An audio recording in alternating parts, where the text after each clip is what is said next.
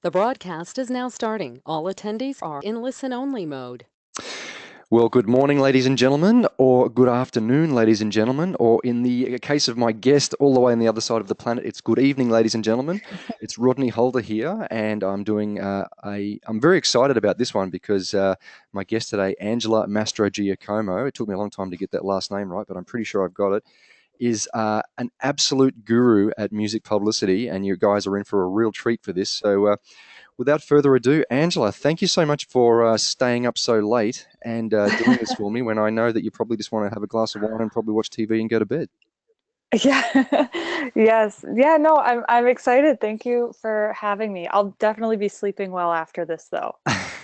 Well, hopefully I will just get straight in and we'll get all the good stuff and we won't, we'll enable you to share all your wisdom and gold nuggets with us and then get out of here and go do what you've got to do. But again, I really want to thank you and I really appreciate you doing this. I know you're such a busy person, being a small business owner and doing this stuff. And the reason that I did want to get you back, because we have done a podcast before, is because you're just such a wonderful, bubbly personality, and you also have this amazing information. And you're at the coalface. You're actually doing this for a living. So, thank you so much.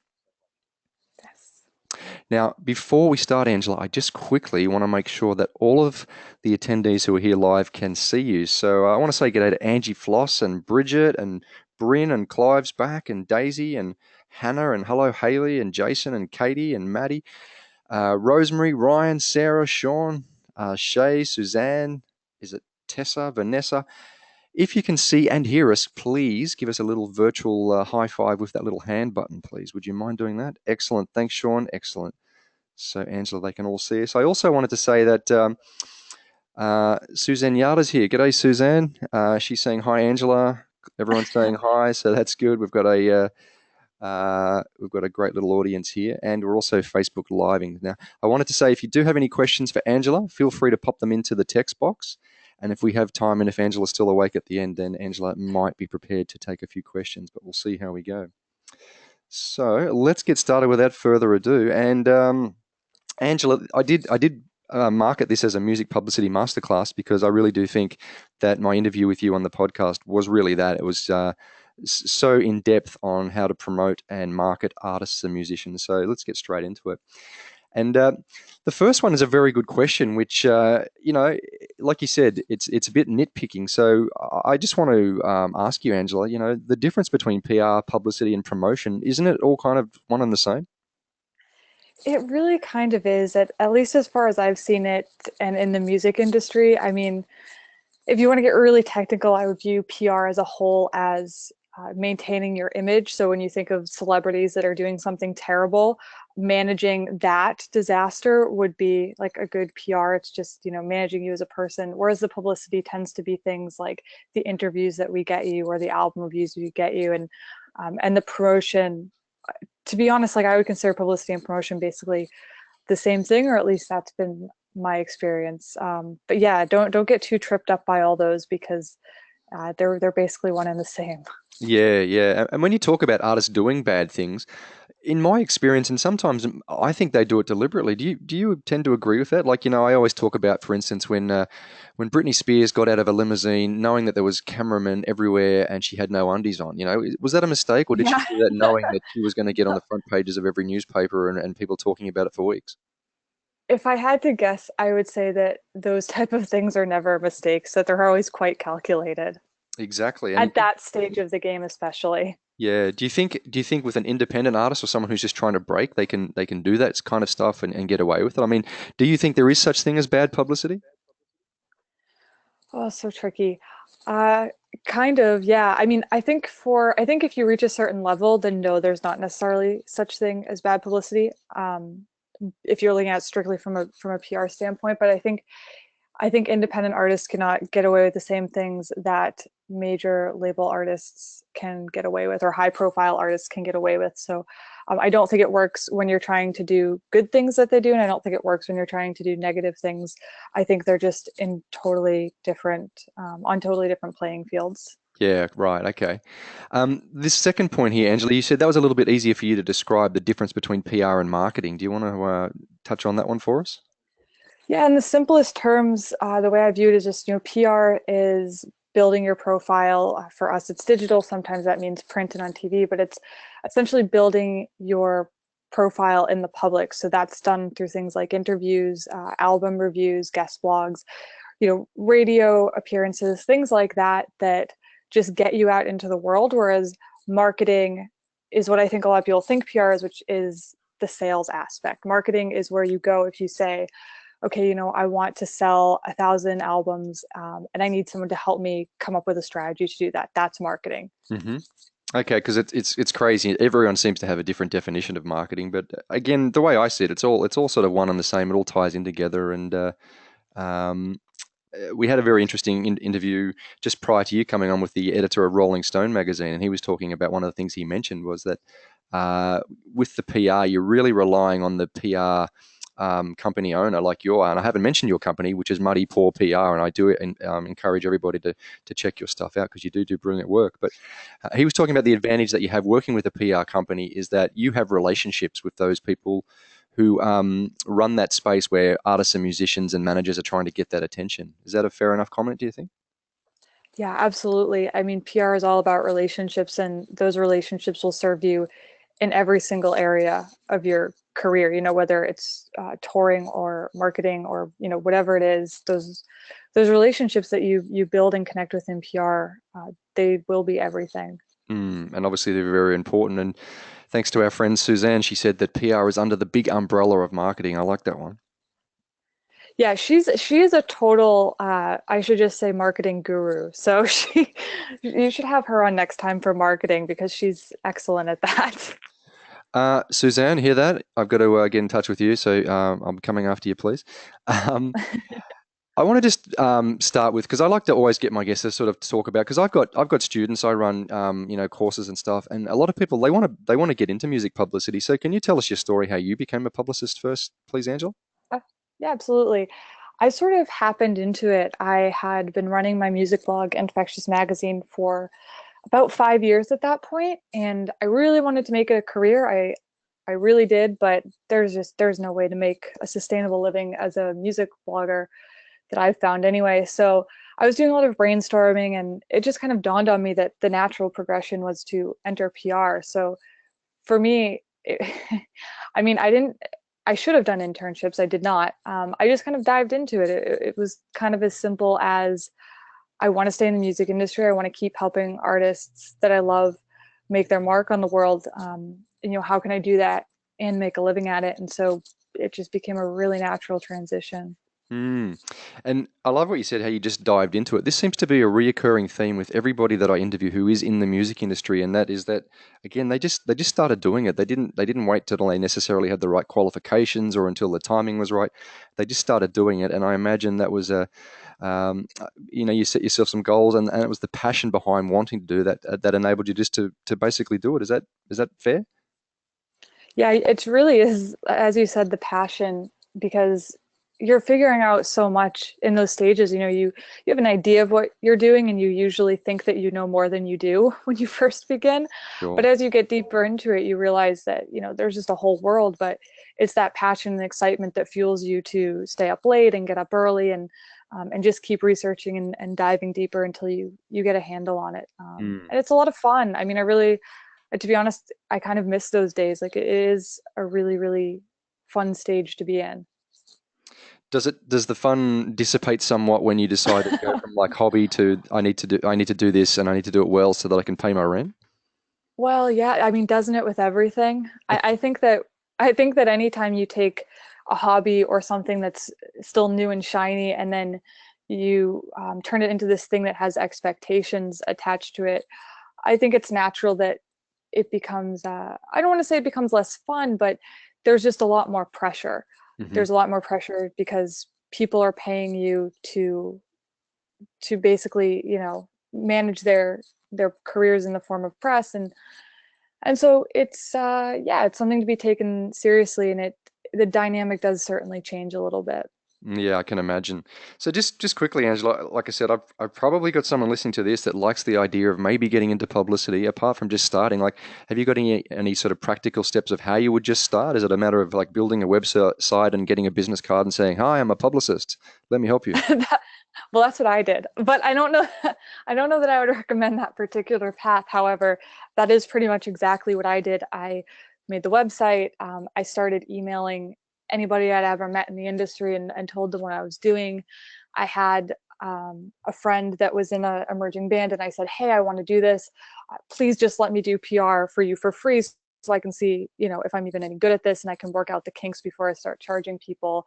And he said, "Yes, that sounds awesome." So I mean, it really can be that simple. But I was lucky in that I also had my relationships in place already from running the music blog for 5 years. So Mm, I didn't have to work quite as hard because I had those contacts from being in the blogging community. It just really depends on where you're at. I always, looking back, I really wish I had done an internship with a music PR company, or even really just any PR company. I think it would have saved me a lot of trouble. But I was, like I said, so eager to dive in that honestly, that didn't even occur to me until about 2 years in. So yeah, you can do it. You just have to be prepared to know know what you're doing, really. I mean, to have a little bit of direction and then just be willing to really put your nose to the ground for quite a while you figure it out. sure, yeah, and that's another reoccurring a theme that always pops up with music industry professionals is the amount of work that you do. You're not just sort of doing your 9 to 5 Monday to Friday and then switching off on the weekend, are you? No, I mean, now I do. Now I make a really strong point to switch off at a certain point during the night. And I finally got to the point where I don't even look at I don't even really open my computer on the weekends unless there's something major happening, just because for the first, this company is 3 years old, and up until about 6 months ago, that's I was doing nights, weekends. There was absolutely no off time, and I hit complete burnout.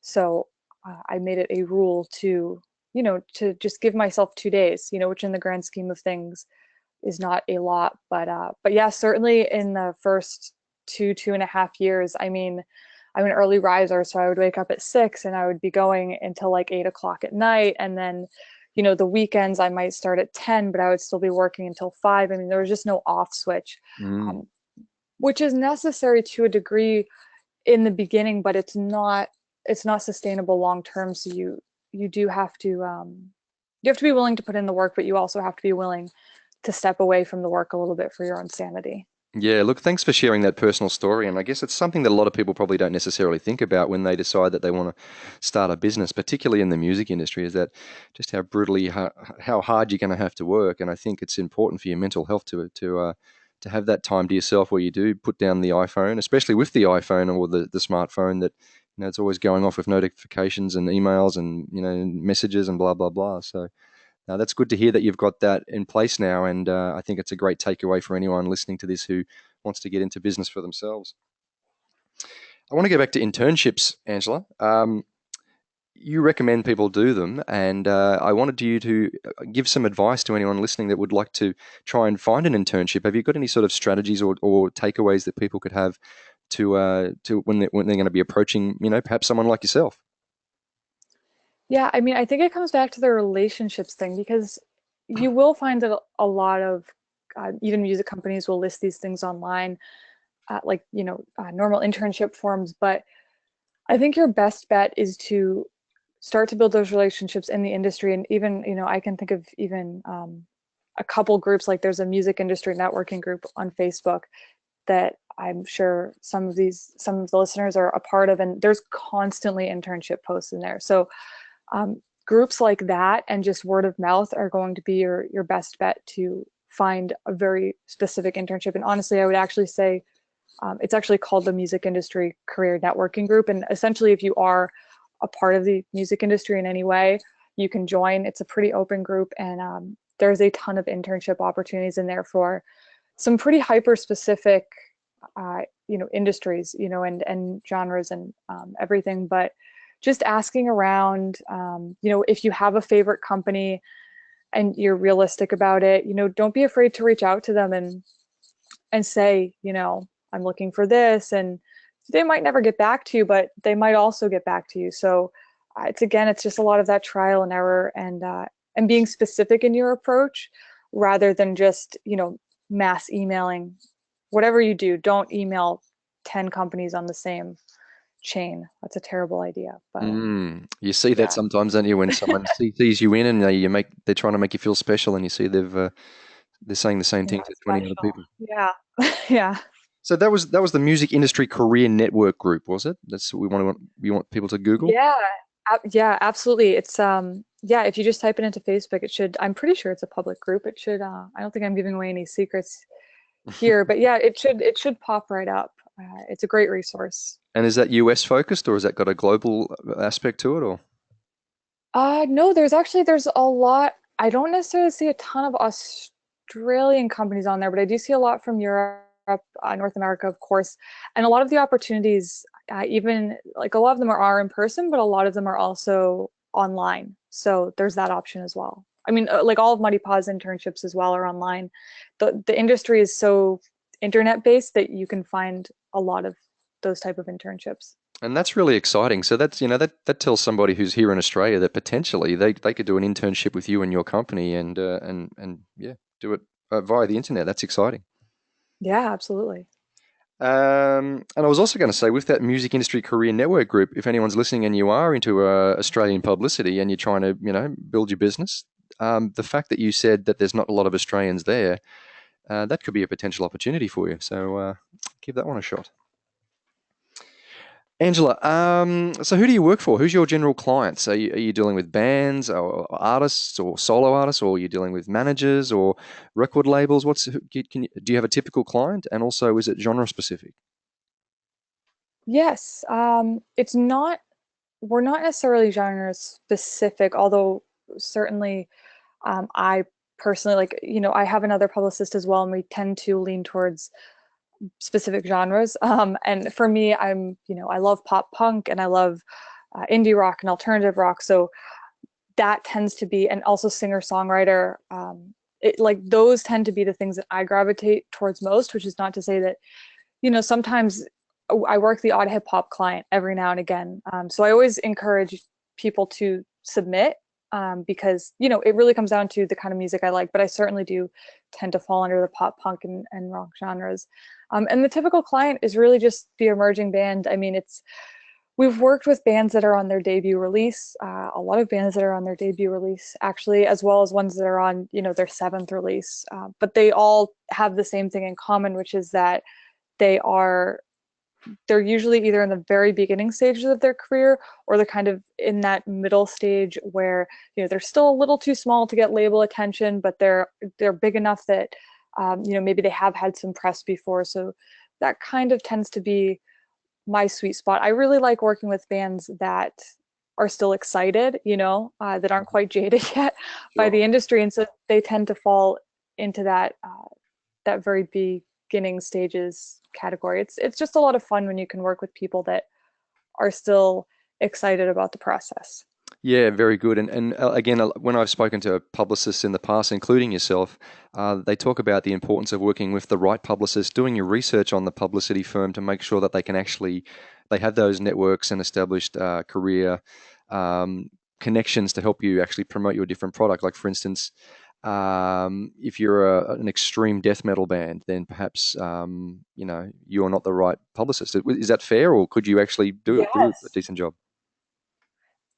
I think you have to like the music. I mean, there's been times when I've liked some particularly experimental or electronic leaning music, but I mean, I don't have any connections in, say, the EDM world or the experimental world. So for me, I can like the music all I want, but if I don't have the connections, it would be wrong for me to take on that client knowing that I could not get them as good of placements as someone who perhaps specialized in that. But there is some crossover, so a lot of blogs that cover rock will also cover metal. So Hmm. if I have a lot of rock connections, like rock blog connections, and I happen to find a metal artist that I really like, then that would make sense. But again, like you said, I mean, it's really just doing your research, um, and taking the time to talk to the publicist, ask the questions, and by and far word of mouth is probably going to be your best bet for at least compiling an initial list of publicists to reach out to. Yeah, and I also find it's pretty easy to get on a publicist's mailing list, so you can kind of see the type of thing that they're promoting regularly as well, and also the way that they're promoting their products and services and bands and artists and album releases and all that sort of thing.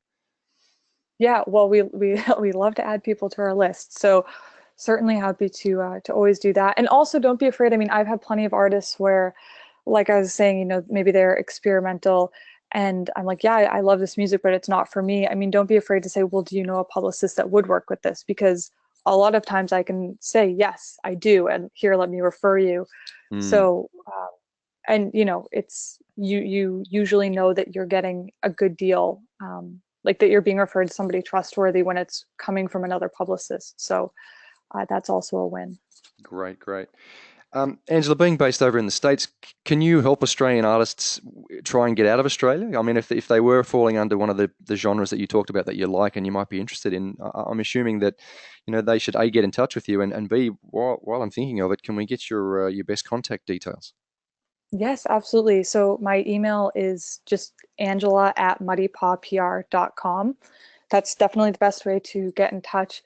And it's funny you say that about the Australian artist, because when I was mentioning that story before about my friend whose band I did PR for free, when like my very first band, he was actually he's in Australia, and his band, so yeah, I mean, it's actually really good. Like I really enjoy working with artists that aren't necessarily from the States. I mean, certainly I would say most of our clientele are from North America, but it's great. I mean, because it's a lot of those blog connections are, they might they do focus on artists all over, but the writers are from the States. So you really build up those connections where if you are an Australian artist that eventually wants to come over and say tour the States, and you hire a US publicist that has all these connections in the States, and say you get 25 blog placements, and like 20 of them are from States based, and when you come over and tour, you now have those built-in connections, and you can reach out, and it's so enormously beneficial to be able to get those connections outside of your normal comfort zone. Absolutely, and I would say it's a necessity because the American music market is just so enormous, and a lot of Australians we do want to get out of here because we have such a small little music market, even though it's nice and strong and communal. But we do want to get out of here and to try and well, the fact is you can book your own tours and do your own PR if you want to, but again, I think employing the services of someone like yourself or asking someone like yourself to recommend to a more genre specific PR company is almost a necessity if you want to have a chance at pinpricking that enormous beast of an American music market.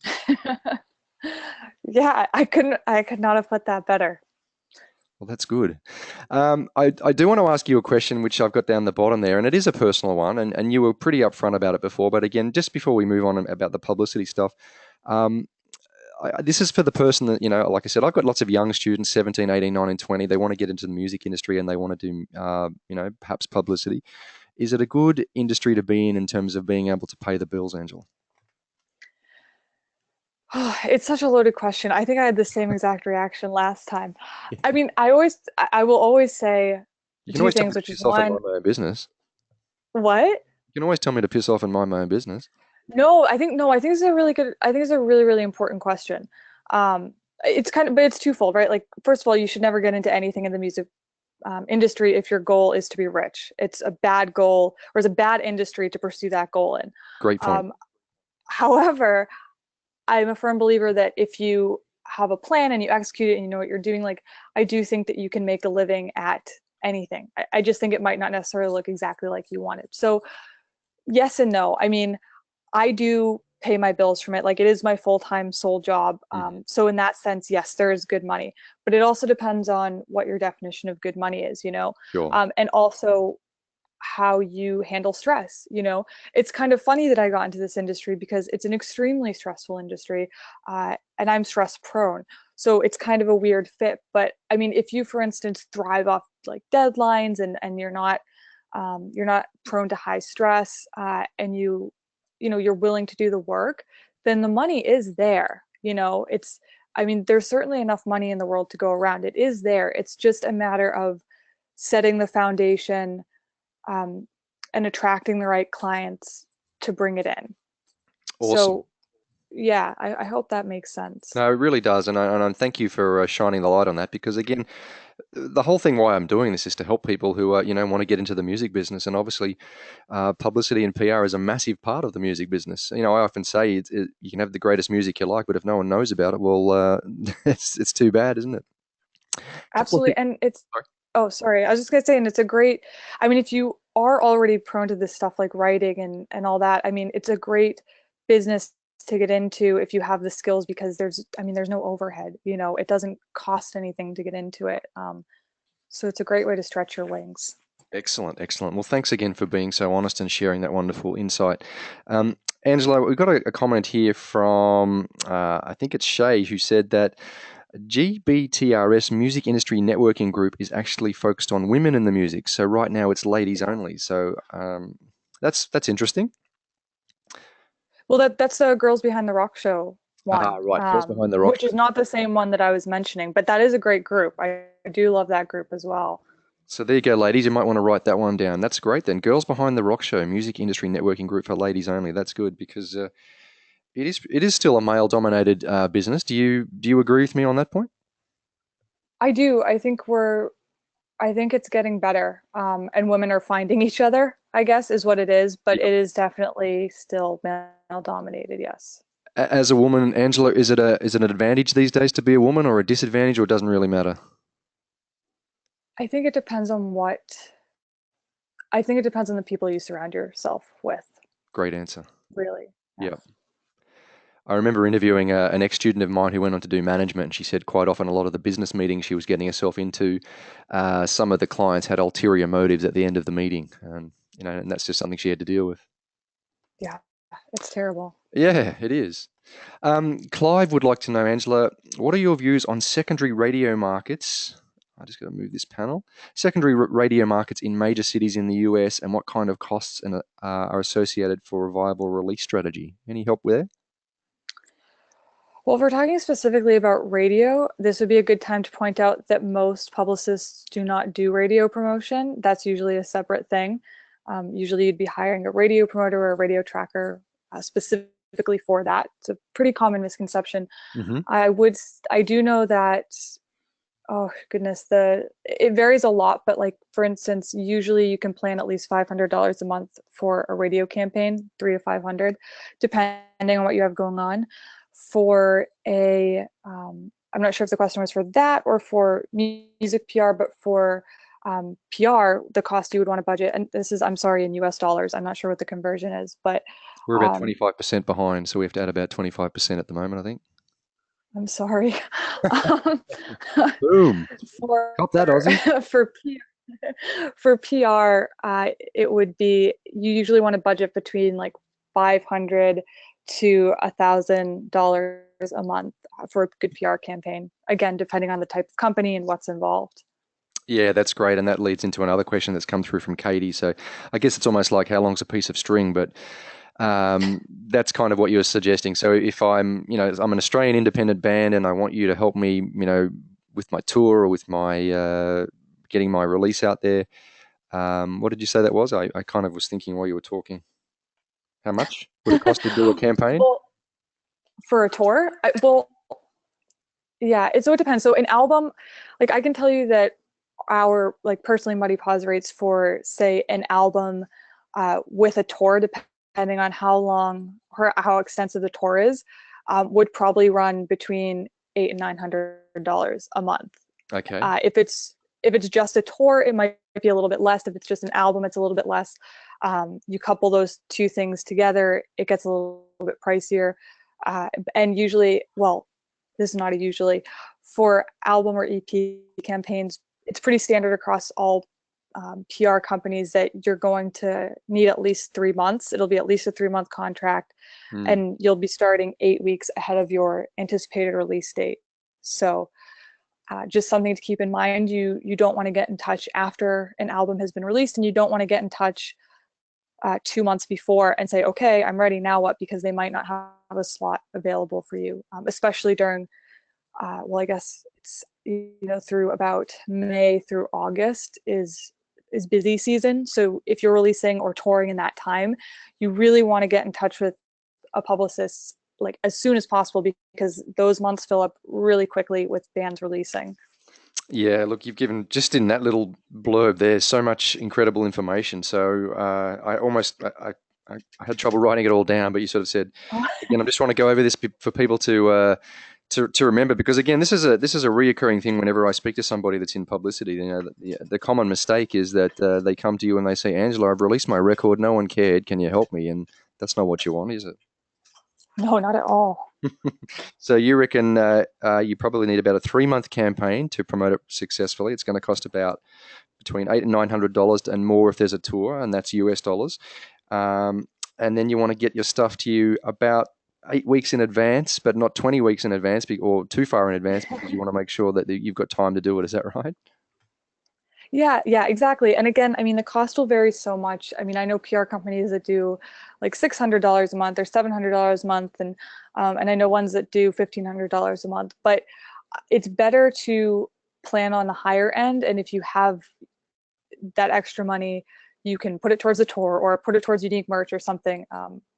But just, yeah, whatever you do, don't spend $2,000 recording an album and then forget to budget for the PR. Yeah. It's a disaster. No, and that's really, really important, because I see a lot of musicians do it. They get so excited about writing the songs and then recording the songs and getting the CD cover, and then they just want the world to hear it, throw it out there with no strategy. And you need a strategy, right? It's like, it might sound dramatic, but it's like going to war. You are in a battle and you are competing, and you're not going to get anywhere without any strategy, in my opinion. It's so true, and it's so heartbreaking to watch bands throw so much money and time and energy into something and then wonder what went wrong, and be like, but I didn't have the money. And it's like, well, what was better? Because you just lost a bunch of money from not doing this, so it is more money, but I don't know. I mean, I just think if you don't have, unless you have the relationships or the know-how to do a DIY campaign yourself, it just does not make any sense to spend a ton of money recording and then not have anything to actually promote it with. I just can't ever wrap my head around it. No, and I totally agree with you. And what I personally think it is, I think it's that little kid in the musician. They're so excited and they're so proud, and they just want everyone to hear this new little baby that they've created, and they want to get it out there as quickly as possible. And they need someone like you to come in and say, "Hey, you just hold your horses. You've got this product now, which hopefully sounds good and looks good, and it looks professional and it's ready to go." But like you said, if you don't have the money, what's an extra maybe 2 months, 3 months, 6 months going to make in the big picture if you say, right, well, now we got to go and maybe play some more shows and save some more money and sell some more t-shirts so that we can raise the funds to then promote this little baby to the best possible ability that we can. That's how I see it. I hope you agree. Yeah, absolutely. Excellent. I love it when my guests agree with me, Angela, but feel free to not as well. Of course. So here's some questions. I guess, this comes back to, some people say, well, what are you going to do for me, Angela? What are you going to do that I can't do myself? Now, the first thing I always say, well, you're going to have the connections that these people probably don't have, those musicians, particularly, for Australian audiences where you're based over there. But, how do you get press for your artists? I know that, again, is a very open question, but can you give us some examples of what you do? Yes. Well, I mean, you're right again that it really is it all just comes down to the relationships. I mean, it's not that artists can't do what I do. It's just that they usually don't have the relationships or the time or the patience. They don't know how to write a good pitch email. I mean, it's just all these things where step one is having the relationships. And, like I said, I've built those over the last 8 years or so. And then after that, it's knowing how to look at an artist, and we also send over this Q&A at the beginning that asks them a bunch of questions to get to know them, and it's being able to look at that and make sense of their answers and go, okay, here's the real story. Like looking between the words and going, okay, here's what they're not saying, but this is the real story. Which a lot of time artists, they just can't identify what it is themselves. They're like, well, I don't know, and they're really modest. So we pull that out of it, and then it's saying, okay, this is the angle we're going to go with, and then knowing how to craft a really strong pitch email and put together an EPK, and just kind of take everything that the artist has done and make sense of it and put all those puzzle pieces together and then send it out into one neat package, and spend a lot of time in emails, which I know artists also don't want to do. So it's it's just it's a very specific skill, kind of melded with the skill of patience, and time, and all of these things that I think artists just, it's not that they can't do it, it's just that they don't have the time to build those connections or to learn about all these things because they have a million other things to be doing, you know? Correct. Yeah, look, there's a couple of things I just want to go back on to reinforce to everybody who's listening or watching this. Excuse me. The first one, the strategy. You've got the strategy because you do this day in and day out, and you know how to treat this product in the most appropriate way to get the best bang for the buck that you possibly can. So that's the first one that I got from that. The second one, Angela, is the time. Like, yes, musicians are smart people and they can work stuff out, and they can go and, do all of this stuff themselves. Absolutely. But I found this myself as a self-managed artist when I was managing my band, that the time that you put into doing all of this stuff that you just talked about is time that you're not practicing your instrument, is time that you're not writing songs, it's time that you're not rehearsing with the band. It's all that sort of stuff that takes away from the core reason that you started, wanting to do this creative enterprise in the first place. And the last one that you said, and again, this just comes up over and over and over again, the importance of relationships and networks. My last guest, Rod Yates, who's the editor of a Rolling Stone in Australia, he said exactly the same thing, that he's more likely going to be wanting to open an email from somebody that he knows rather than someone that he hasn't had that relationship with. So is there anything you want to add to that, or do you agree with all that? Once again, I agree with all of that. Well, I'm stealing it all from you anyway. I'm writing it all. Cool. Okay. Angela, can you give us and my listeners, some takeaways and some strategies for building connections? Like how, if I don't have any connections and I'm starting from, a standstill point, what can I do? Any strategies, any tips? I think one of the most important, well, two of the most important things is to first put yourself in the place where those people are hanging out. So there are a lot of amazing groups out there. Like I mentioned that one earlier, and I don't want to sound too spammy. I know you had Steve on, was that yesterday, the Music Launch Hub. Like, that's a great place to hang out and meet people. Totally. There's a bunch of city specific groups. If you just search them, just get yourself in front of those people. And then when you are, take the time to get to know them. And when I say get to know them, I definitely don't mean spam them with your music. I mean, get to know them, like who they are as a person, completely separate of their music, which I know, or their skills, if you're trying to hit up a label or a blog, whatever, like, it's one of the most important things you can do is to just treat them like a person. I mean, I don't know, I'm not sure how else to say it, but if somebody comments in a group, like, this is how I've built a lot of my connections, is somebody comments in a group and they're like, I need help with this. You take that as an opportunity to help them. You don't try to sell them anything. You don't try to ask them for something in your return. You just 100% help them with no motivations other than to help them. And I found that that's really the best way to build bonds, and to build trust between each other. And you'll find that slowly, the more you do that and the more you get to know people, the more they'll introduce you to new people and new groups and new meetups and things like that. And it'll sort of start having a domino effect. But just be genuine and authentic and go out there with the intent to help other people more than you're helping yourself. And I think you'll find that, you do kind of end up getting what you wanted. No, that's great advice, Angela. Thanks. That's awesome. And again, I think in doing that strategy, what you said, you're more likely to build an organic network than something that you see people trying to force their way into these relationships when that's just not the way to do it. You've got to try and find creative ways to and do what you said and make these connections in what I would describe as a more organic way. Yeah, I mean, you have to, because people can see right through it anyway. Totally. Yeah. When, Angela, does an act know it's time to reach out to a publicist? Like, if you're just starting and you're having your first couple of jams and doing your first shitty demos, that's probably not the right time. Can you give us some advice about when maybe is the time, like, and perhaps when is not the time? Well, that would not be the time. When you have something new to promote that you're proud of, that you think really represents who you are, and you're feeling really solid about your brand, and you feel like you have hit a wall with as far as you can go on your own, that's when it's time to start looking for a publicist.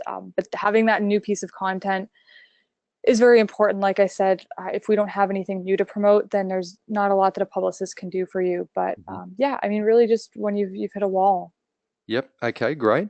And do you ever advise people that come to you and say, look, now's not the time to go with a publicist? Again, you talked about before that, running your own business in the music industry can be tough. I imagine it's very, very difficult when someone comes to you and says, Angela, here's some money. Can you promote me? And you probably know that it's not the right time or they're not perhaps good enough. Does that happen regularly or is that a common occurrence?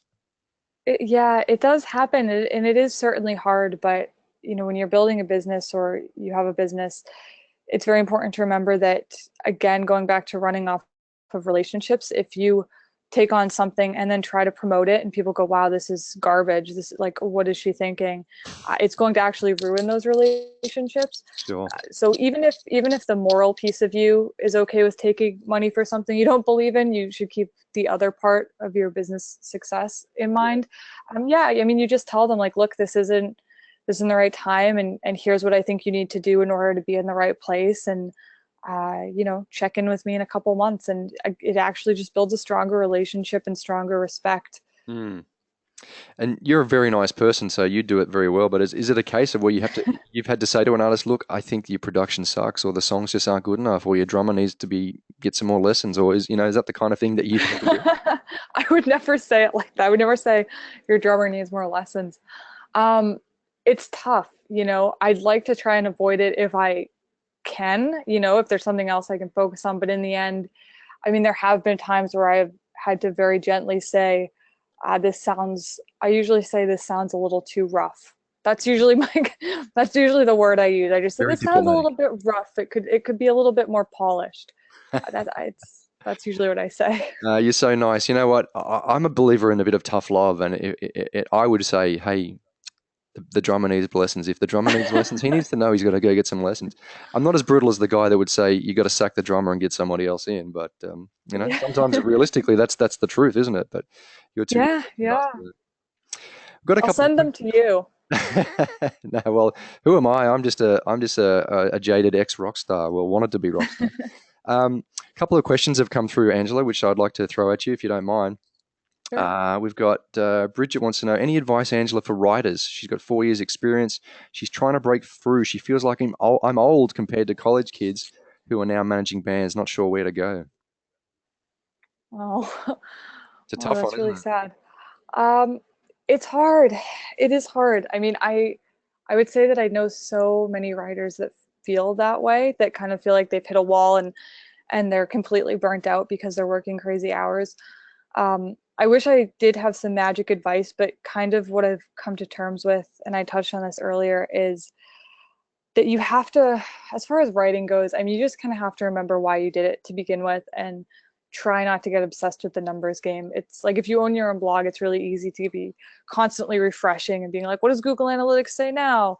Or like, how many Facebook likes do I have now? And to get obsessed with that, because I mean, the industry has really kind of pitted us against each other by saying, well, bands only want to premiere on blogs with X amount of likes or whatever. Hmm. Uh, but I would say, I mean, for me, I went through a pretty tough time with Infectious, where I was like, I don't even know if I want to do this because I'm not enjoying it.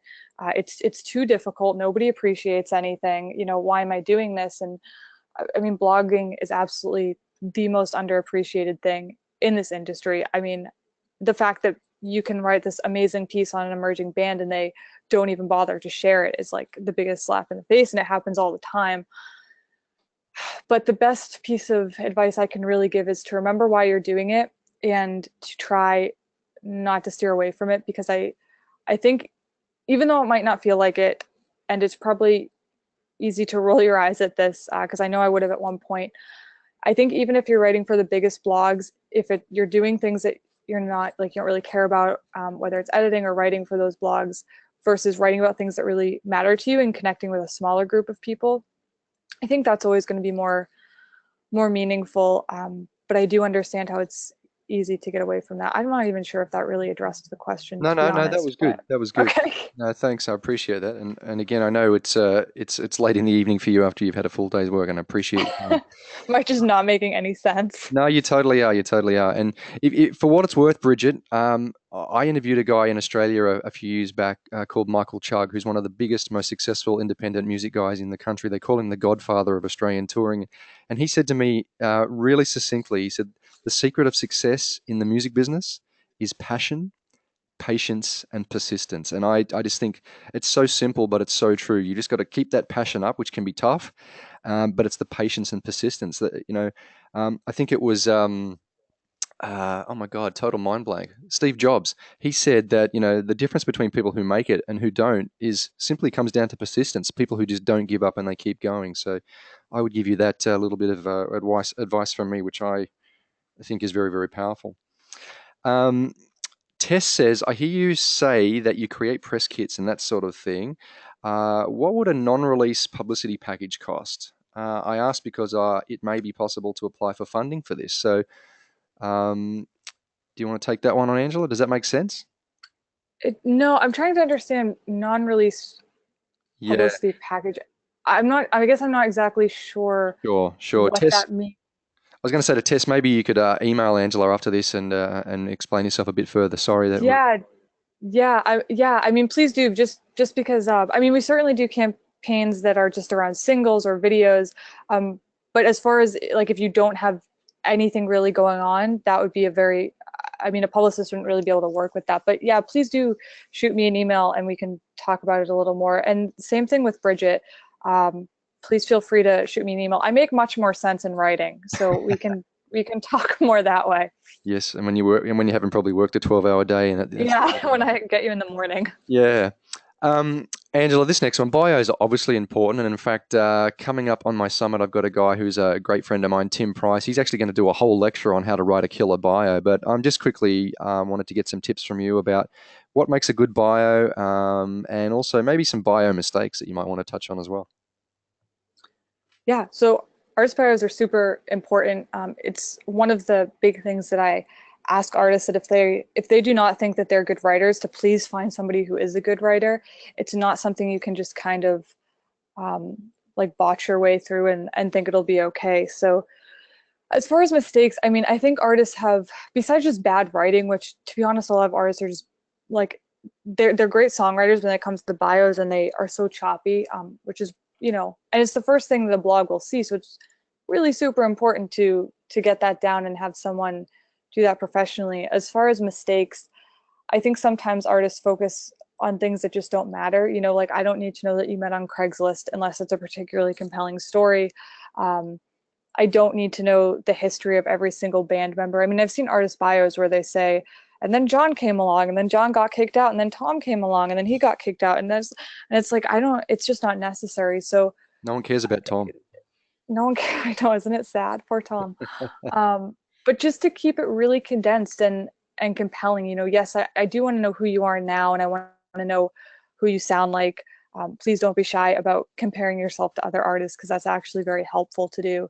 And tell me about a couple of your previous releases. Tell me about highlights. If you played a major festival, that should be in there. If you got radio attention, that should be in there. And if you're just starting out and that stuff is really scarce, then just focus on what makes you unique, not only as an artist, but as a person, because the more you can draw people in and get them to identify with who you are as a person, and this is true of bios or social media or what have you, uh, the more compelling it will be, and the more likely you'll be to draw fans to you, the more they feel like they can relate to you. Yeah, totally. And it's a sales document, really, isn't it? Your bio. Absolutely.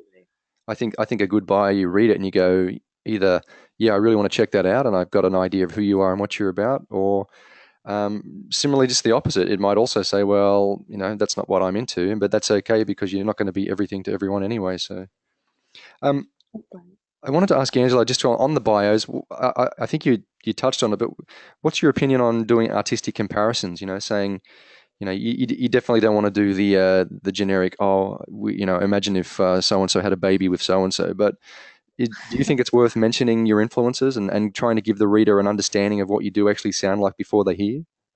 Yes, I mean, yes, so many yeses. More than even just your influence, I just like wholesale want to know who you sound like. I know artists hate doing that because I know artists like to really think that they are 100% unique and no one in the world has ever sounded like them, but Mhm. it's not true, and it's actually a good thing that it's not true because the truth is that when a blog gets a pitch or a bio or whatever it is, if you just say like, we're kind of indie rock and here are our influences, I mean, influences are not the same as sound-alikes. And if I just get somebody that says, I'm this genre of rock, then it's like, well, maybe I don't have time to read your email right now. But if I get somebody that says, my music is for fans of, Arkells or for fans of Frank Turner, then I'm like, I love those bands. I'm listening right now. And likewise, you're not going to turn anybody off that doesn't like bands that you sound like because they're going to be turned off anyway. So you don't really have anything to risk. However, you absolutely have everything to gain by telling them because it's going to catch their attention if they are big fans of artists that you actually do sound like. Mm, very good. Thank you so much, Angela. This is another tough question that's come through from Daisy. I'm not sure I understand it, but I'm going to read it. Okay.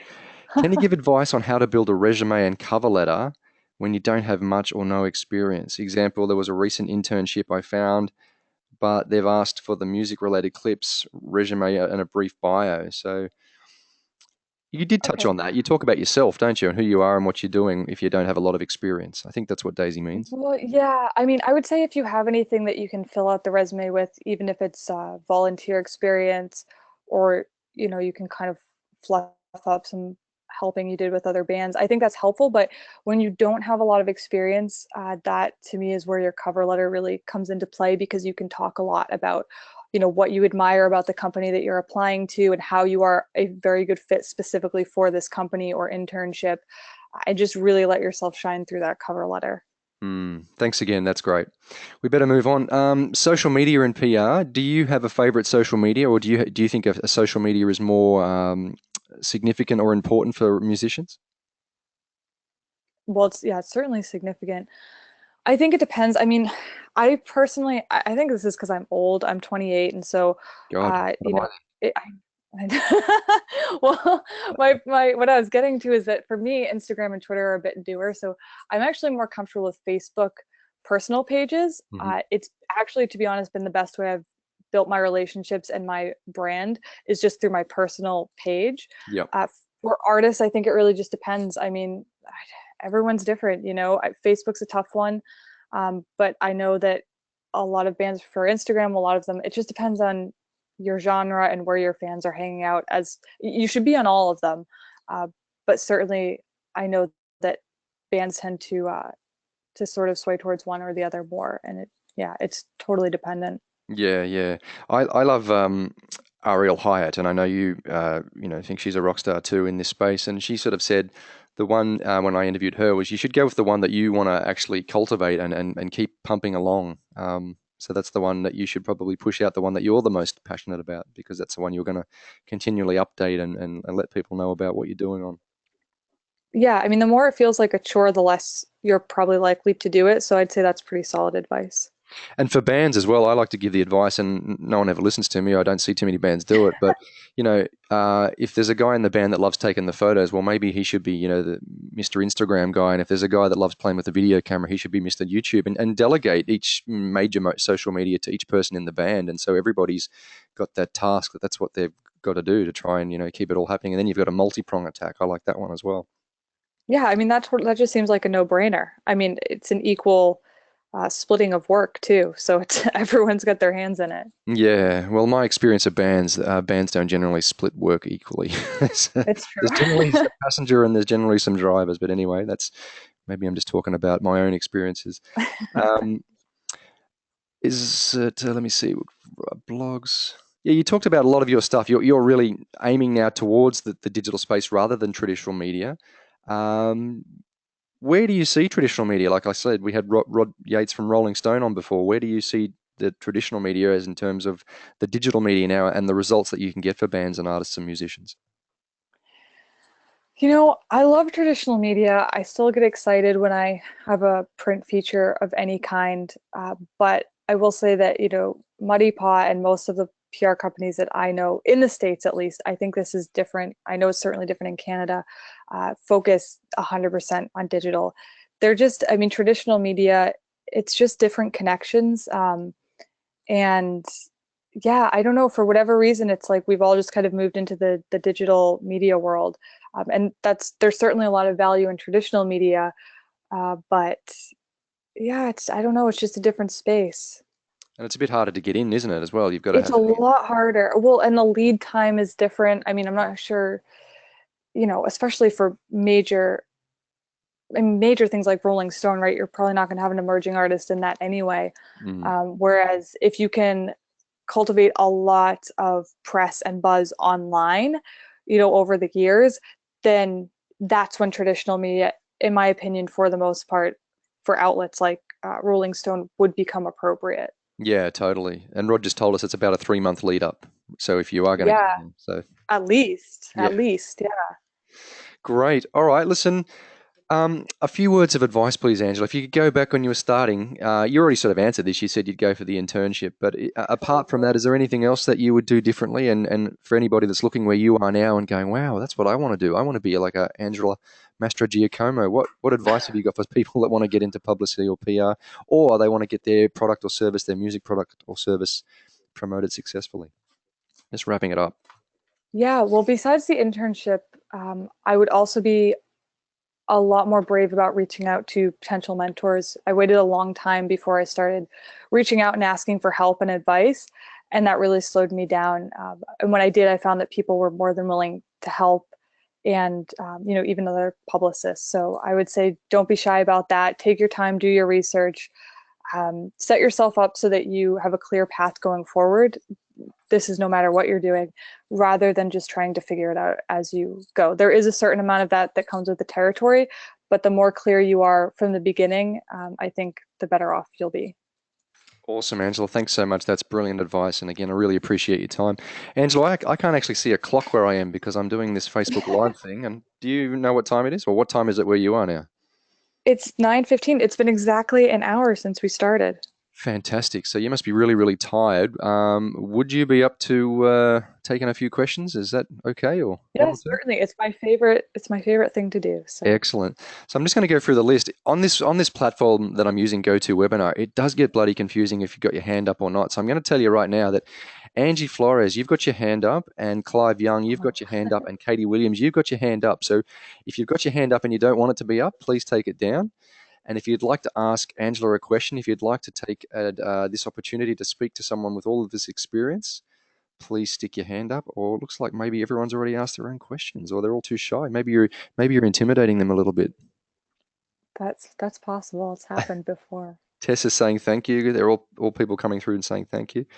Well, if that's the case, look, Angela, I think that's time that you should probably go and do what you're going to do. What are you going to go do now? Sit down, glass of red wine, have a bath, or what do we do at the end of a big day at being a publicist? What's It's your bit not very exciting to be me. I'm gonna go have some kettle popcorn and catch up on Better Call Saul, and then I'm going to bed. Better Call So Saul. Very good. it's a big Tuesday night here. Hang on a sec, Katie. Katie always comes through. She wants to ask a question. So Better Call Saul. I hope you've got that on record so you can. Katie, have you got your mic on there, mate? It's not coming up. Don't you love it when you do it live and it doesn't work? She says she's muted. I'm not muting you, Katie. Do you want to type it in quickly, Katie? She's madly typing. Yeah, That's Better okay. Call Saul. I was a big Breaking Bad fan, but I don't know. I didn't get into that. Maybe I need to give it another shot. Oh, really? I might even like Better Call Saul. He was so awful in Breaking Bad, but he's a great character in this new show. Yeah. Look, Katie, I'm sorry, mate. Something's gone wrong here. Again, I would contact Angela. If we can just go through your email address again, please, Angela. It's Angela at Muddy Paw PR, as in she loves her dogs. So it's MUDDYPAWPR.com. Yes, exactly. Excellent. Well, look, Angela, I really again want to thank you, mate. This has really been a great class. I love talking to you. You're such a wonderful person. You're so knowledgeable, and I really appreciate the fact that you're doing this at the end of the day, guys. When Angela and I were trying to tee this up, it was like, oh my God, these are the times that are available, Angela. And she's like, oh my God, this is going to be crazy. And we didn't obviously expect you to be up at some ridiculous hour of the morning. But thank you so much for giving yourself, and really want to appreciate it on behalf of everybody. And I hope you have a wonderful evening. And I look forward to the next time I talk to you soon, Angela. Yes, thank you so much for having me. You are so welcome. And please, people, don't be shy to get in touch with Angela with all your PR stuff, particularly if you're doing stuff with the States, and particularly if you're working in those genres that Angela talked about that she's an expert in. Until my next lecture, which is coming up in about, I don't even know, I've got to go check my timetable, but very, very soon. This is Rodney Holder from musicbusinessfacts.com signing off. I hope you enjoyed it, and I look forward to speaking to you all next time. Take care, and thanks again, Angela. See you later. Thanks.